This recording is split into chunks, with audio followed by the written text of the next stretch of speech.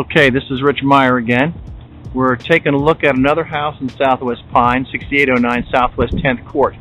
The house appears to be vacant because the first thing we did was we go down that dark hallway there, straight ahead to the left, and we checked, and the meter is a digital meter, but it doesn't appear like there's any usage.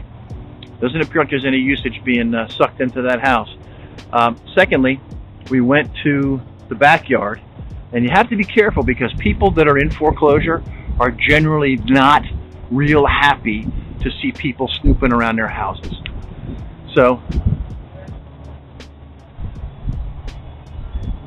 we went into the backyard, and it appears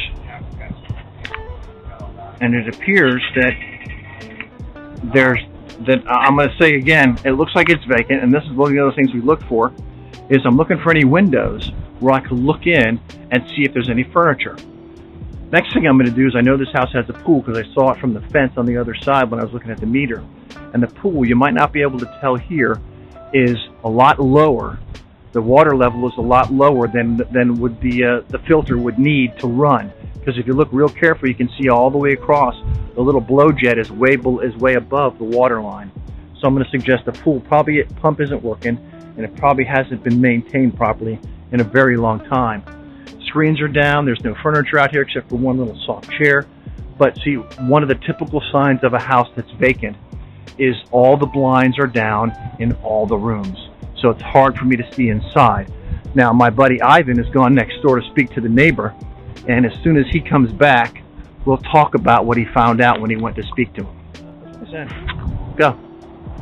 Okay, so excuse me, I'm sorry. This is my buddy Ivan. He went next door, right over there, to speak to the neighbors while I was doing some snooping around. Ivan, what did they say about the occupancy of this house? The people next door basically said the house has been vacant for about 2 years. The person bought it for a reasonable price when he purchased it quite a couple years back, so it's been vacant for a couple of years. And they think that they moved to the island or something. Okay.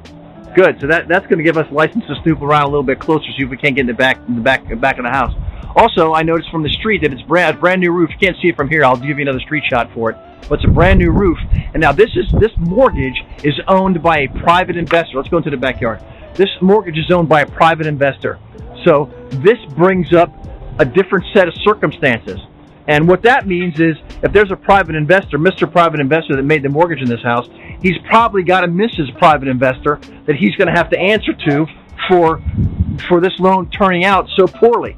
So my guess is that depending upon his emotional state, you can either get yourself a good bargain by offering him money right now today to get him out of this thing that he could bring to Mrs. Hard Money Investor, or he's going to tell you no way, he's going to have to see it all the way through because this is all his bread. But either way, it doesn't matter, because what matters is you make the offer. Because if they say no, they say no. But if you make an offer, you're never going to know until you find out. There's that horrible blue they were talking about. Oh, man.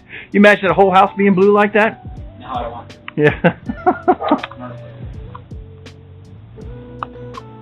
So Ivan and I are looking around to try to find a way into this house. And it turns out that door there is locked pretty good with a deadbolt. I could get in a one lock without a deadbolt. I can't get in a two. And as we were leaving the back porch, I went ahead and looked down and noticed that there was some. Ivan should I get you on film breaking and entering, sir? It's okay. It's all right. We're doing an inspection. Okay. So I noticed there's some foam along the bottom piece of the patio where it meets the Texture 2 or DR219 or Texture 111. Sorry, I get that confused. Anyways, I knelt down, and you could see where I can put my finger right into this wood because it's all dry rotted. Now, this to me is a better argument to an institutional lender for condition, because when it's a hard money lender, a local guy, chances are that they're going to be more emotionally attached. So they're not going to care that there's a problem with it. They're not going to care. Where the bank is going to go, you know what? There's more work that we have to do, more things we're going to be responsible for. Ivan's got that window pretty well open. Are you ambidextrous or dexterous enough to get? Is that a word? To get in there? Okay, just be careful. Okay, he's going to try to climb in. He's a determined little cuss, isn't he? Yeah, you want to break nothing. But this is what happens on the street when you're trying to figure out whether you want to bid on something. This is going to give us a lot of information. Make sure your head doesn't break anything. Okay, I got your back. Okay. just don't fall on your face in there. Oh, man. I got to tell you, Ivan, if you weren't here, I wasn't getting in this house. Go ahead and close this window back up, partner. Let's hope that they're not deadbolts for keys, because if there are, you're stuck in there. Kind of funny. I have a sick sense of humor. Anyway, so the house is kind of narrow. It's on a standard lot, and we're going to wait right here to see if Ivan opens the door. Oh, I heard him open and close the door. Are you at the garage side?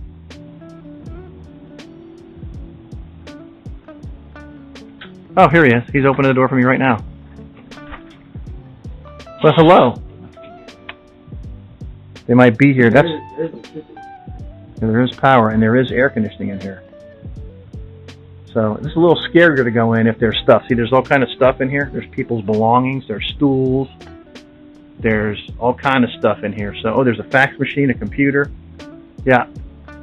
In light of the fact there's so many things here, I don't think it's a good idea to continue. But we can tell that the way this house is a lot different than 6881. This house looks like it's pretty reasonably done. I can't imagine why the neighbors think that it's completely vacant, because it isn't.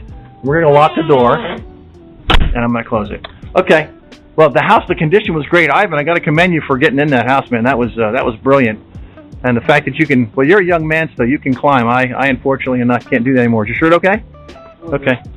So I think the condition of this house is good. I do believe still that we have an advantage to speak to the non-institutional lender, the hard money guy who's on this thing. It is going to require a little more research, digging in, because we're going to be more emotionally tied in, or at least the lender is going to be emotionally tied into this house. So we're going to see how long the money was out, all those kind of things, and that's going to be research we'll do at the end of the day. But Ivan, I think if you can get a hold of the owner, the mortgage note holder, which we already know who it is, I got a feeling that you can make an offer on this, although you're not going to be able to steal it as much as you might be able to steal 6881. Okay, we'll say goodbye to this one. Ivan, good work again, man, getting in there. Okay, so here we are in front of 1310 Southwest, I think it's 67th Terrace, Pembroke Pines. We want to do an inspection. We're looking to buy the mortgage note, but there's a couple things that are going to prevent us from taking a look at this house. Number one, the garbage can is out. Garbage was 2 days ago, or maybe it was yesterday, because some of the other neighbors have their garbage cans out as well. So my guess is if someone's living there, they're taking care of the garbage. The yard had been cut, but that's okay. My yard looks like that too, with them little flowers. Also, there's a car in the way. So there's a car, so we kind of know that. My guess is this house is occupied. It looks like it's in reasonably good shape.